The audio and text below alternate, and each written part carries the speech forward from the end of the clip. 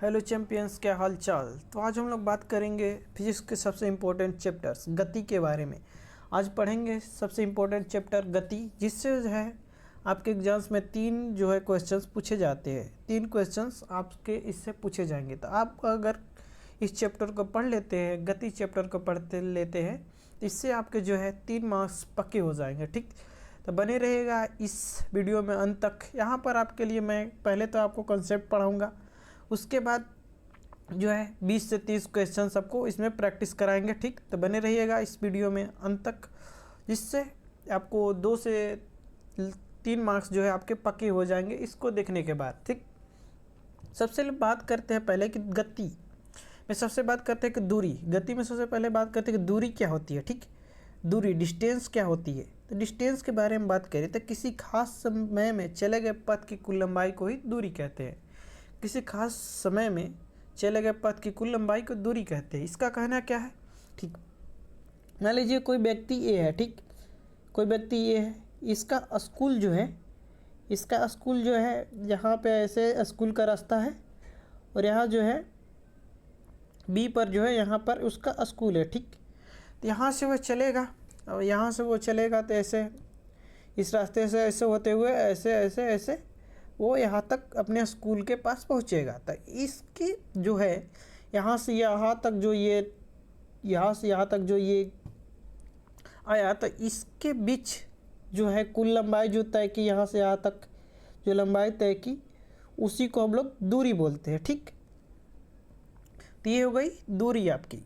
ठीक, दूरी जो है एक अदिश राशि है। इसका कहने का मतलब अदिश राशि कहने का मतलब कि अदिश जो राशि होती है, अदिश राशि कहने का मतलब इसमें केवल जो होता है परिमाण होता है, दिशा का ज्ञान नहीं होता है, उसे अदिश राशि कहते हैं। तो ये एक अदिश राशि है। ठीक, इसका एसआई मात्रक जो होता है, इसका एसआई मात्रक मीटर होता है।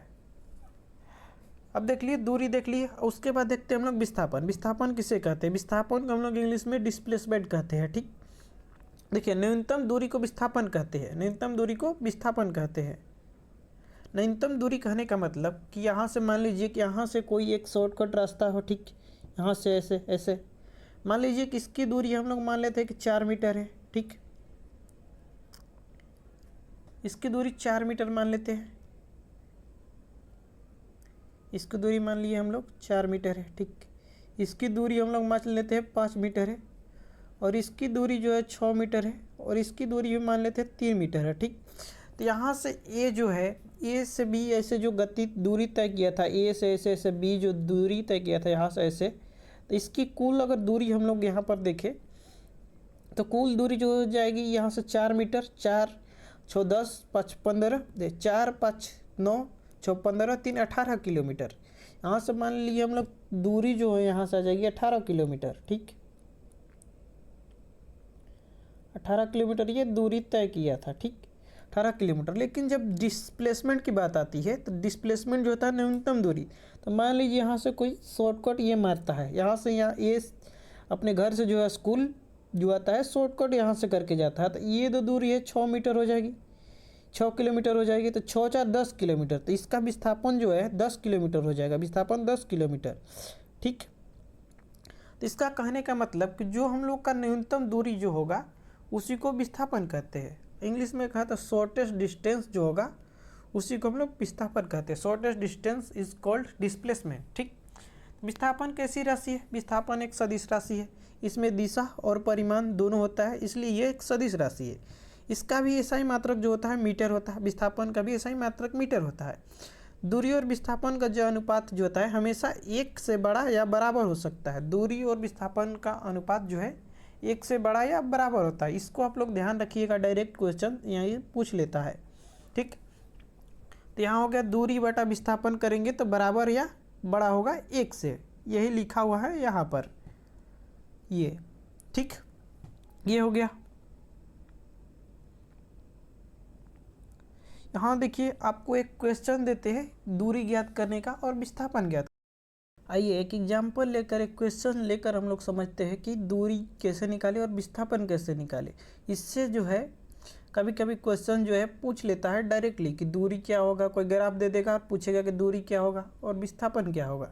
यहाँ देख लीजिए, मान लीजिए यहाँ क्वेश्चन में मान लीजिए कि दिए रखा है कि इसकी जो दूरी है ये है 4 मीटर, मीटर में दे रखा है। ये हो गया मान लीजिए 3 मीटर, ये हो गया 4 मीटर और ये भी हो गया 3 मीटर। तो इसमें पूछेगा कि कुल दूरी निकालिए, ठीक। तो कुल दूरी आपको अगर निकालना होगा, टोटल डिस्टेंस, तो कुल दूरी निकालना होगा। कुल दूरी निकालने के लिए क्या कीजिएगा, जो ऐसी दूरी चला है उन सभी को जोड़ दीजिएगा। तो 4 + 3 + 4 + 3, तो ये आपका हो 4 3 7 7 14 किलोमीटर, 14 मीटर आपका जो है दूरी हो जाएगा। मीटर में ये सारे हैं तो मीटर में ले लिए, 14 मीटर आपका दूरी हो जाएगा, ठीक। अगर मान लीजिए कि पूछेगा कि विस्थापन निकले, तो विस्थापन की जो परिभाषा होती है क्या होती है? विस्थापन की परिभाषा होती है कि जो हम लोग का न्यूनतम दूरी है उसे विस्थापन कहते हैं। तो यहाँ से न्यूनतम दूरी बताइए कि यहाँ से यहाँ तक न्यूनतम दूरी कैसे हो सकती है। यहाँ से कोई अगर ऐसे हो तो ये यहाँ से यहाँ तक न्यूनतम दूरी हो सकती है। यहाँ से ये न्यूनतम दूरी हो गई, यहाँ से ये न्यूनतम दूरी हो गई, ठीक। तो ये हो गई न्यूनतम दूरी। तो हम लोगों को क्या करना है कि यहाँ से यहाँ तक ये जो है पूरा हम लोग का जो दूरी निकालेंगे यही हम लोग का विस्थापन हो जाएगा। तो पाइथागोरस हम लोग यहाँ डायरेक्ट 4 3 7 नहीं करेंगे, यहाँ पर जो है पाइथागोरस का जो है नियम लगता है। तो पाइथागोरस का नियम निकलेगा तो ये कर्ण बराबर होता है लंब का स्क्वायर प्लस आधार का स्क्वायर। तो इसका जो हो जाएगा हम लोग का 4 का स्क्वायर प्लस 3 का स्क्वायर।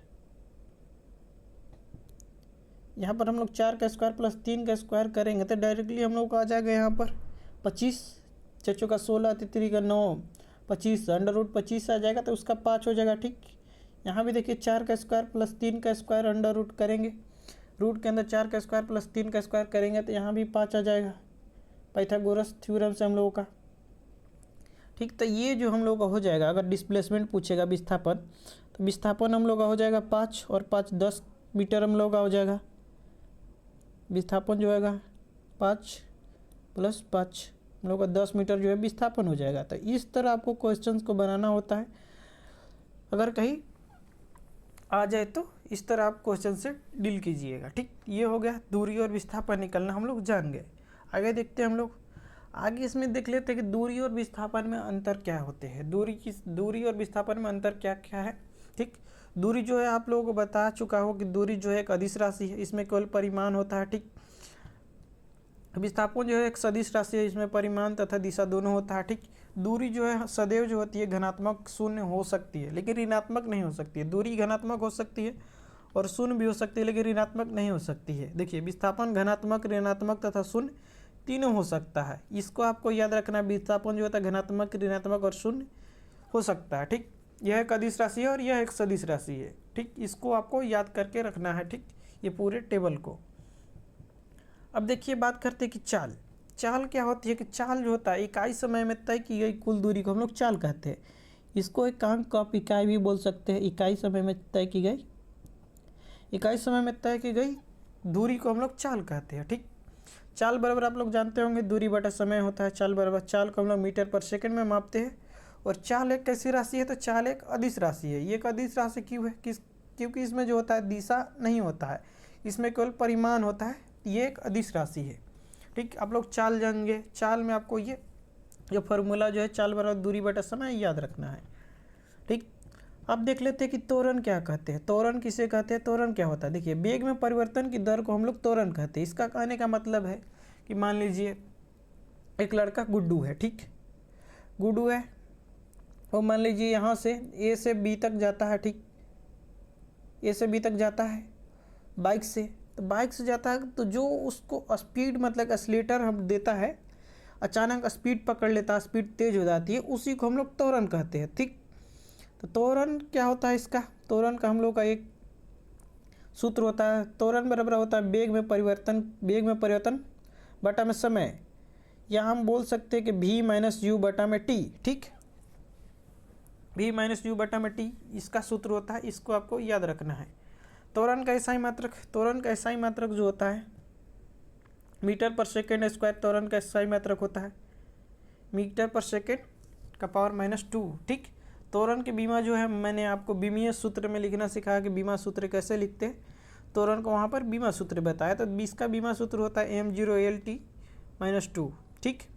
देखिए वेग एक समान होने पर, देखिए वेग एक समान है, अगर वेग एक समान है मान लीजिए कि कोई जो है व्यक्ति ए से बी तक जाता है और एक समान गति से जाता है तो वहाँ पर त्वरण जो होता है शून्य होगा। यही कहने का मतलब वहाँ पर त्वरण शून्य होगा। यहाँ पर देखते हैं कि ये यहाँ इस सूत्र में भी बराबर जो रहता है, भी बराबर है, भी क्या है यहाँ पर भी की बात कर ले तो भी जो है अंतिम वेग है, भी अंतिम वेग,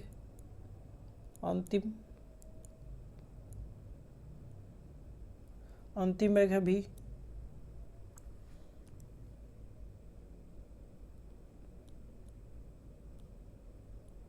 भी अंतिम वेग है और u जो है प्रारंभिक वेग है। u बराबर होता है प्रारंभिक वेग।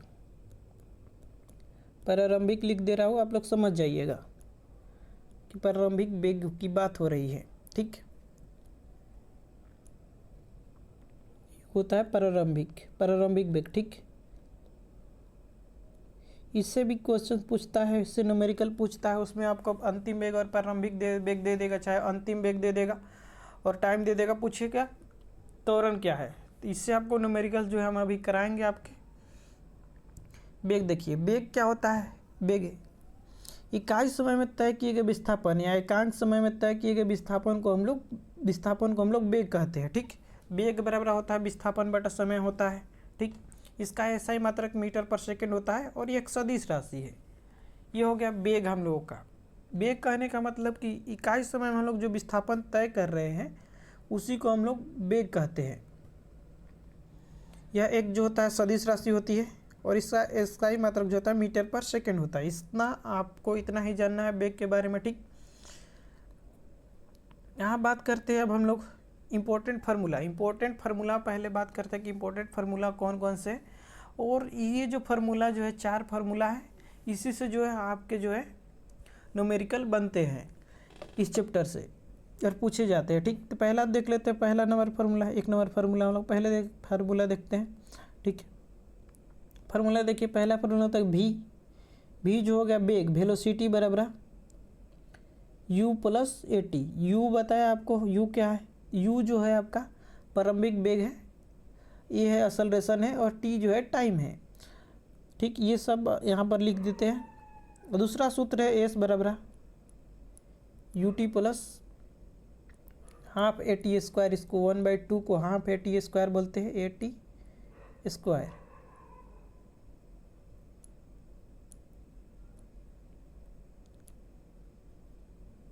AT स्क्वायर, इसका जो होता है 4 सूत्र होता है, इसी से जो है क्वेश्चंस न्यूमेरिकल पूछे जाते हैं। भी स्क्वायर बराबर u स्क्वायर प्लस 2as।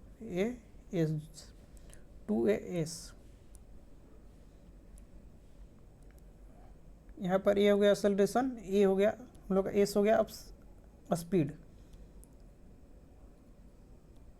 अच्छा से लिख लेते हैं यहाँ पर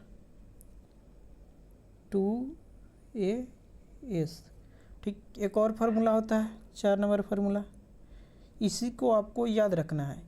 इससे जो होता है न्यूमेरिकल पूछे जाते हैं और इस पे न्यूमेरिकल कैसे पूछे जाते हैं बताएंगे आपको। ST बराबर u plus a/2 TT minus 1 2T minus 1। ठीक, यहाँ पर देख लीजिए ये कहाँ है, ये जो है आपका त्वरण है, ये बराबर क्या है? त्वरण है, ये त्वरण है। ठीक, ये जो हम लोग का दूरी है, स्पीड दूरी है, दूरी डिस्टेंस, s डिस्टेंस है, सॉरी स्पीड नहीं। t जो है टाइम है, t टाइम समय है। ठीक,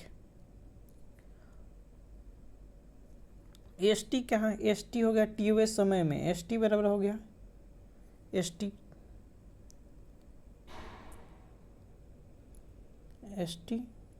TOS समय में, TOS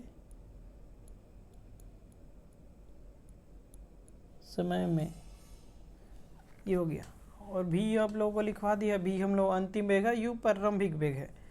बस इसको आपको इस फार्मूला को याद रखना है, इसी से जो है न्यूमेरिकल पूछे जाएंगे। तो और देखते हैं इसका जो है फार्मूला जो होता है, ये जो है हम लोग का, ये देखिए जब हम लोग क्या कंडीशन रहता है कि जब हम लोग गुरुत्वाकर्षण, ये जो हो गया फार्मूला जो होता है, हम लोग गुरुत्वाकर्षण के सापेक्ष जो हम लोग गति करते हैं उस समय का होता है। जैसे कि हम लोग ज़मीन पर चल रहे हैं, दौड़ रहे हैं, उस समय ये सारे जो है फार्मूले लागू होते हैं। ठीक, अगर हम लोग गुरुत्वाकर्षण के विरोध जब हम लोग गति करेंगे, गुरुत्वाकर्षण के विरोध गति कहने का मतलब कि जब हम पृथ्वी की सतह को छोड़कर गति करते हैं, मतलब कि हवा में गति करते हैं, हवा में गति करते हैं, तब जाकर उस गति जो है गुरुत्वाकर्षण गति के अंतर्गत आती है। ठीक, गुरुत्वाकर्षण गति गुरुत्वाकर्षण के अधीन आती है। ठीक, गुरुत्वाकर्षण की विरुद्ध गति कहने का मतलब कि मान लीजिए आपको गेंद दे दिया, अब एक लड़का है जो है गेंद फेंक रहा है ऊपर से, चाहे छत से गेंद गिरा रहा है और उससे कोई कैच कर रहा है, तो उसकी पूछेगा, उसमें से गति पूछेगा, उसकी गति क्या है, उसकी हाइट क्या है, इन सारी जो क्वेश्चंस को पूछता है। तो इसमें जो हम लोग का जो है 2-3 फार्मूले बनते हुए देख लेते हैं। पहला फार्मूला हम लोग का बनता है कि v बराबर इसमें होता है, इसमें कहा होंगे कि वहाँ पर जो हम लोग का v बराबर होता है u प्लस जी टी, वहाँ पर एक्सेलरेशन था, यहाँ पर g हो गया, g होता है हम लोगों का, g जो होता है हम लोगों का गुरुत्वीय त्वरण होता है। एक और फार्मूला होता है यहाँ पर s बराबर यू टी प्लस, हाँ वहाँ पर जहाँ जहाँ a हो रहा था वहाँ g लगा देंगे तो GT² हो जाएगा। ठीक, एक और फार्मूला, ये तीसरा नंबर, यही 3 फार्मूले होते हैं। v² बराबर वहाँ u² प्लस 2as होता था, यहाँ v² बराबर u² प्लस 2as होता है, यहाँ पर 2gs हो जाएगा, v² बराबर u² प्लस 2gs। ठीक, यहाँ पर सब जो है s जो है वही दूरी रहेगा और v जो है अंतिम वेग रहेगा और u जो है प्रारंभिक वेग रहेगा ये। और यहाँ पर g जो होता है हम लोग का, g यहाँ पर g जो होता है, g बराबर होता है, g क्या हम लोग का, g है गुरुत्वीय त्वरण है। ठीक, गुरुत्वीय त्वरण g है हम लोग का क्या है, तो g जो है हम लोग का गुरुत्वीय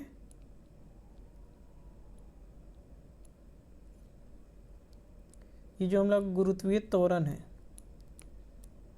ठीक, g का जो है मान हम लोग अगर क्वेश्चन में नहीं दिया, ऐसे तो क्वेश्चन में देता है कि g का मान जो है 9.8 मान के चलिए, 10 मान के चलिए, तो इसका जो मान है हम लोग 10 मीटर पर सेकेंड स्क्वायर मानकर चलते हैं हम लोग। ठीक, क्वेश्चन में दिया रहेगा, कहीं कहीं क्वेश्चन में 9.8 भी दिया रहेगा, लेकिन इसको हम लोग कैलकुलेशन हम लोग का जो है हम लोग का आसान हो जाए हम लोग को सोल्व करना, उससे हम लोग 10 मानकर चलते हैं, 10 मीटर पर सेकेंड स्क्वायर इसे मानकर चलते हैं हम लोग। ठीक, अब देख लेते हैं हम लोग का क्वेश्चंस जो है, यहाँ पर 20-30 क्वेश्चन देखेंगे, किस तरह के क्वेश्चन पूछे जाते हैं, किस तरह के न्यूमेरिकल पूछे जाते हैं, ये सारी जो है हम लोग देखेंगे। कंसेप्ट जो है हम लोग इतना ही पढ़ना है, इतना हमारे लिए काफ़ी है, जानना वेग त्वरण ये सब जान गए। अब हम लोग देखते हैं क्वेश्चंस को। देखिए हमारा जो पहला क्वेश्चन है, किसी खास समय के साथ वस्तु की स्थिति में परिवर्तन को क्या कहा जाता है। तो किसी खास समय में वस्तु के परिवर्तन, स्थिति में परिवर्तन को हम लोग गति कहते हैं।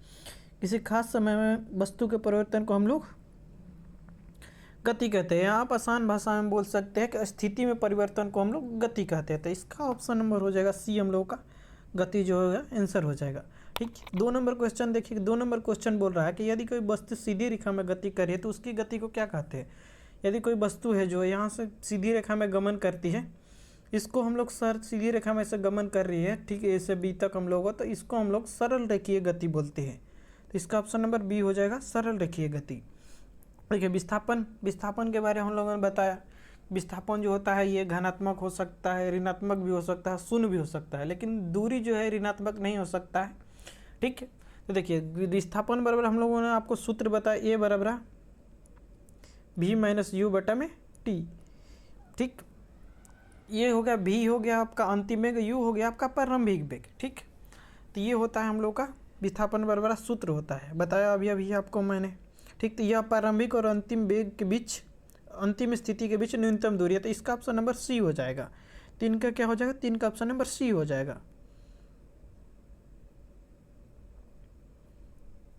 ठीक, वेग देखिए, वेग आपको बताया, वेग वेलोसिटी, वेग और चाल में मुख्य अंतर क्या है। वेग और चाल में मुख्य अंतर क्या है, तो वेग और चाल में मुख्य अंतर बताइए क्या क्या है।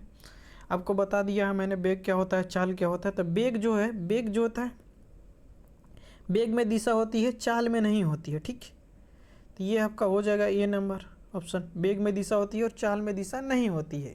मतलब कहने का मतलब कि चाल जो है आपका अदिश राशि है। ठीक, वेग जो है इसमें दिशा के साथ साथ परिमाण भी होता है, तब वेग जो होता है ये आपका सदिश राशि है। तो वेग आपका सदिश राशि है, इसमें दिशा और परिमाण दोनों होता है, और चाल जो है आपका अदिश राशि है। ठीक, चाल आपका अदिश राशि है, चाल जो है अदिश है। ठीक, और वेग जो है आपका सदिश है, इसमें दिशा और परिमाण दोनों होता है। तो यही मुख्य अंतर है। ठीक, देखिए मंदन क्या होता है। मंदन क्या होता है कि मान लीजिए कि आप जा रहे हैं, कहीं जा रहे हैं, उसमें मैंने अचानक से ब्रेक मारा, बाइक से जा रहे थे, अचानक से ब्रेक मारा। अचानक से जब आपने ब्रेक मारा तो वहाँ पर जो है आपका त्वरण जो है, आपका गति जो है, सॉरी आपका वेग जो है वहाँ पर कम हो गया, अचानक से घट गया, वेग मतलब कि घट गया, तो उसी को हम लोग मंदन बोलते हैं। ठीक है, तो ये हो गया ऋणात्मक त्वरण को ही हम लोग, ऋणात्मक त्वरण या वेग का घटना को ही हम लोग मंदन बोलते हैं। तो क्वेश्चन 5 का हो जाएगा बी नंबर आंसर हो जाएगा। ठीक, यहाँ देखिए वृत्तीय पथ पर घूमती हुई वस्तु की गति, वृत्तीय पथ पर घूमती हुई वस्तु की दिशा। तो देखिए वृत्तीय पथ पर घूमती हुई वस्तु की दिशा जो होती है हमेशा बदलते रहती है। मान लीजिए कि ये आपका वृत्तीय पथ है, ये आपका वृत्तीय पथ हो गया। वृत्तीय पथ कहने का मतलब कि वृत्त के आकार का पथ अर्थात गोलाकार आधार। यहाँ पर जो है, यहाँ मान लीजिए कि पॉइंट ए होगा तो यहाँ पर दिशा कोई अलग होगा, यहाँ पर दिशा फिर बदल जाएगी, यहाँ पर दिशा बदल जाएगी, यहाँ पर दिशा बदल जाएगी। तो हर जो पॉइंट है यहाँ पर दिशा बदलती रहती है, मतलब कि लगातार, कहने का मतलब लगातार जो है यहाँ पर दिशा बदलती रहती है। तो ये देखिए वृत्तीय पथ पर घूमती हुई वस्तु का लगातार दिशा बदलती रहती है, तो इसका ऑप्शन नंबर बी हो जाएगा। देखिए डिस्टेंस, दूरी का ऐसा ही मात्रक क्या है, तो आप लोगों को बताया दूरी का ऐसा ही मात्रक जो होता है, दूरी का ऐसा ही मात्रक मीटर होता है। ठीक, यहाँ देखिए एक समान गति, यूनिफॉर्म मोशन, जिससे यूनिफॉर्म मोशन बोलते हैं इंग्लिश में, वस्तु क्या बताइए, ये एक समान गति। एक समान गति कहने का मतलब कि वो जो वस्तु है समान समय में, समान समय अंतराल में समान दूरी तय करती है, तब जाकर उससे हम लोग कहते हैं कि एक समान गति से चल रही है। ठीक, ये देखिए ये हो गया। ठीक, समान समय अंतराल में समान दूरी तय कर रही है। असमान समय अंतराल कहने का मतलब कि वो समान समय में असमान दूरी तय कर रही है, तब जाकर उसे असमान जो है असमान गति कहेंगे।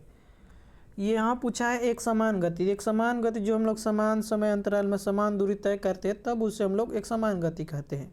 देखिए जब कोई वस्तु विरामावस्था में हो, विरामावस्था से चलना शुरू करती है तो उसका प्रारंभिक वेग, देखिए कोई भी वस्तु जो है, कोई भी वस्तु आपको जब न्यूमेरिकल में पूछेगा, कोई भी वस्तु का अगर हम लोग का प्रारंभिक वेग नहीं दिया होगा तो उसे हम लोग जीरो मान लेते हैं। देखिए प्रारंभिक वेग जो होता है, कोई भी विरामावस्था से वस्तु चलना जब शुरू करती है, मान लीजिए कोई वस्तु है, ये जो है प्रारंभिक अभी जो है विरामावस्था में है, विरामावस्था में है, तो ये जब चलना शुरू करती है इसका प्रारंभिक वेग जो होता है शून्य होता है, तो इसका ऑप्शन सी हो जाएगा शून्य।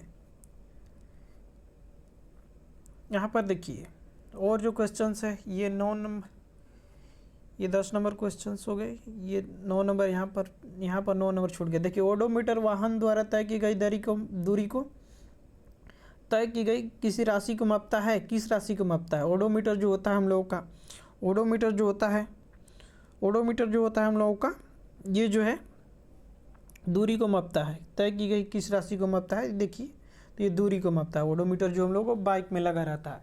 ये एक्चुअली ये 11 नंबर क्वेश्चन है। देखिए ये 11 नंबर क्वेश्चन है, 1 नंबर यहाँ पर 11 में। देखिए वेग में परिवर्तन की दर को क्या कहते हैं? तो वेग में परिवर्तन की दर को क्या कहते हैं? तो वेग में परिवर्तन की दर को हम लोग क्या कहते हैं? वेग में परिवर्तन की दर को हम लोग त्वरण कहते हैं। ठीक, यदि किसी वस्तु का वेग स्थिर है तो उसका त्वरण होगा। देखिए किसी वस्तु का अगर वेग स्थिर होता है तो उसका जो त्वरण जो होता है, उसका त्वरण जो होता है शून्य होता है। उसका त्वरण क्या होगा? शून्य होगा। यदि किसी वस्तु का वेग स्थिर है तो उसका त्वरण शून्य होता है। आप लोग ध्यान रखिएगा। देखिए निम्नलिखित में से कौन सी एक जो है, ये जो है 12 नंबर है। निम्नलिखित में से कौन सी एक सदिश राशि है? तो सदिश राशि क्या होता है कि सदिश राशि में जो होता है दिशा प्लस परिमाण दोनों होता है, दिशा और परिमाण दोनों होता है सदिश राशि में। ठीक, देखिए इसमें से किसमें जो होता है दिशा और परिमाण दोनों होता है। तो इसका जो है वेग में जो होता है दिशा और परिमाण दोनों होता है। दूरी भी जो है इसमें सिर्फ परिमाण होता है, चाल में भी परिमाण होता है और द्रव्यमान में भी परिमाण होता है। तो ये तीनों जो है अदिश राशि है, और ये जो वेग है सिर्फ सदिश राशि है। तो इसका ऑप्शन नंबर सी हो जाएगा। यहाँ पर देखिए ये क्वेश्चन आपका हो जाएगा 14 नंबर क्वेश्चन हो जाएगा। मंदन क्या क्या अर्थ है? मंदन का आप लोग बताया कि मंदन अचानक से हम लोग जा रहे हैं बाइक से, अगर उसको ब्रेक लगा दे तो उसका वेग जो घट जाता है, उसका चाल जो घट जाता है, उसी को हम लोग मंदन बोलते हैं। तो ऋणात्मक त्वरण जो होता है